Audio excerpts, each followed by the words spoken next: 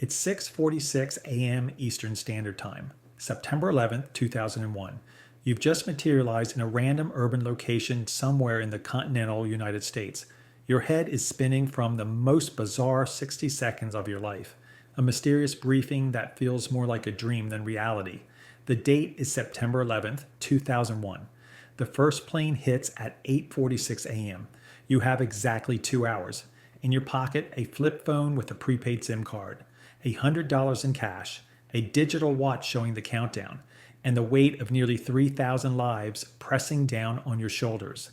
This is the scenario: an average person, no special powers, no government connections, just you with the burden of impossible knowledge. Can you prevent one of the most devastating attacks in American history? Or will you become just another voice crying out in a world that isn't ready to listen? Let's start with the brutal reality. You're standing on a street corner, maybe in Chicago, maybe in Phoenix, maybe in some small town in Ohio. The first challenge hits immediately. Do you even remember the flight numbers? American Airlines Flight 11 and United Airlines Flight 175 from Boston. American Airlines Flight 77 from Dulles. United Airlines Flight 93 from Newark. But in your 60-second briefing, did you catch all that? The average person struggles to remember a 7-digit phone number. Now you're trying to recall specific flight information while your heart pounds with the knowledge of what's coming. You pull out the flip phone. Your fingers fumble with the unfamiliar buttons. Remember, this is 2001. No smartphones, no Google, no instant access to information. You need to call someone, but who? The FBI. How do you even reach them? There's no central hotline that you know of. Directory assistance might help, but that takes time. Precious minutes ticking away. Let's say you manage to connect with law enforcement. Picture this conversation. Hello, FBI.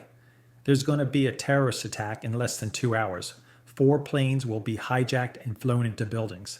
The agent on the other end pauses. They get dozens of crank calls every day. What makes yours different? You have no credentials, no proof, just your word. And your word sounds absolutely insane. The clock keeps ticking. 7 a.m., 1 hour and 46 minutes remaining.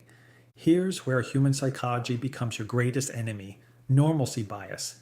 It's the reason people don't evacuate during disasters until it's too late. Everyone around you is living their normal Tuesday morning. The thought that terrorists could use planes as weapons is so far outside the realm of normal that even suggesting it sounds like the plot of a bad action movie. Before September 11th, hijackings meant demands, negotiations, maybe a detour to Cuba. Not this. But let's explore what might actually work. Bomb threats. Multiple Reddit commenters suggested this, and it's probably your best shot. You don't need to convince anyone of an elaborate plot. You just need to ground those planes. Call in threats to Logan, Newark, and Dulles airports. Say you've hidden devices on specific flights. Give the flight numbers if you remember them. This triggers mandatory protocols, security sweeps, delays. Maybe, just maybe, enough disruption to change history. Of course, there's a price. You're now a criminal. That burner phone won't hide you forever. In the chaos that follows, whether you succeed or fail, investigators will track down who made those calls. You'll have some very difficult questions to answer. How did you know? Time travel isn't going to satisfy them.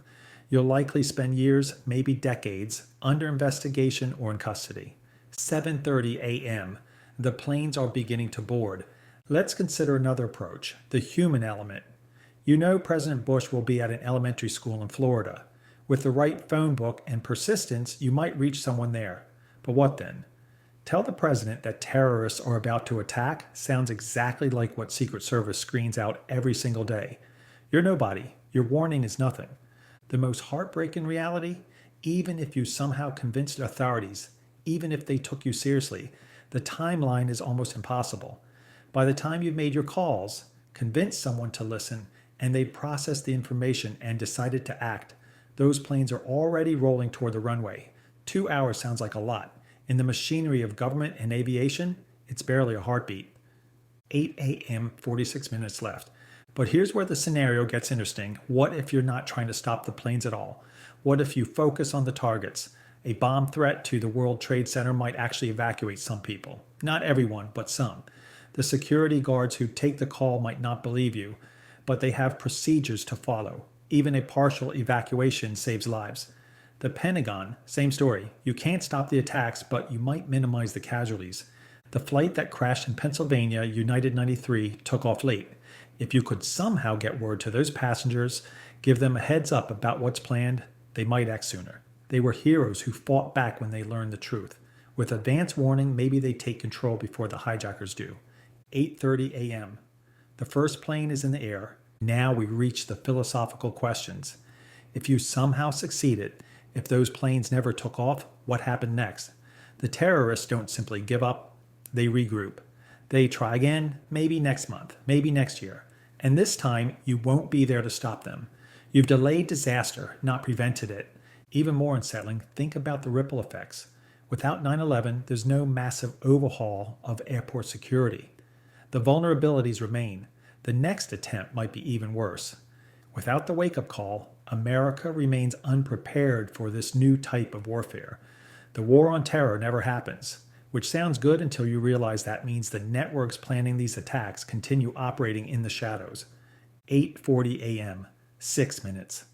The harsh truth is this: an average person dropped into this situation would almost certainly fail, not because they lack courage or intelligence, but because the system isn't designed to respond to this kind of warning. It's like trying to stop a tsunami with your bare hands. The forces in motion are too powerful, the time frame too short, the credibility gap too wide. But failure doesn't mean worthlessness. Every person you convince to leave those buildings, every moment of delay you create, every seed of doubt you plant in the right mind could mean lives saved. Maybe you don't prevent 9/11. Maybe you just make it 9/11 with 20 fewer casualties, or 50, or 100. In the grand scope of history, that might seem like nothing. To those families, it's everything. 8:46 a.m. Impact. The most likely scenario, you're standing somewhere in America, phone in hand, having just spent 2 hours being dismissed, ignored, or maybe arrested for making threats. You watch the news in horror like everyone else, but with the added weight of knowing you tried and failed. You become a footnote in the investigation, the person who knew but couldn't convince anyone. Your life is forever changed, haunted by the knowledge of what you couldn't prevent. But there's a slim chance, a vanishingly small possibility, that something you did mattered. Maybe your bomb threat delayed one flight just long enough for security to notice something suspicious.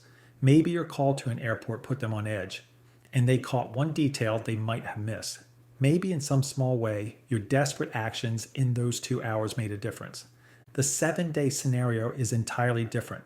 With a week to prepare, you could establish credibility, predict smaller events to prove your knowledge, reach the right people through persistence. But 2 hours?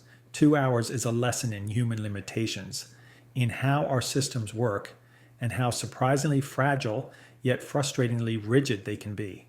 This thought experiment reveals uncomfortable truths about our world, how we process information, how we respond to warnings, how we balance security with normalcy.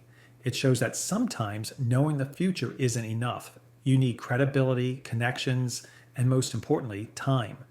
2 hours to stop 9/11 isn't just impossible, it's a window into why intelligence failures happen, why warnings go unheeded, and why sometimes history unfolds exactly as it must, despite our desperate desire to change it. The real question isn't whether you could stop it, it's what you would do knowing you probably can't. Would you still try? Would you make those calls knowing you'll likely be dismissed? Would you accept the consequences, the suspicion, the investigation that would follow? Most importantly, could you live with yourself if you didn't try? That's the weight an average person would carry. Not superhuman powers or special access, just the burden of knowledge and 2 hours to act on it.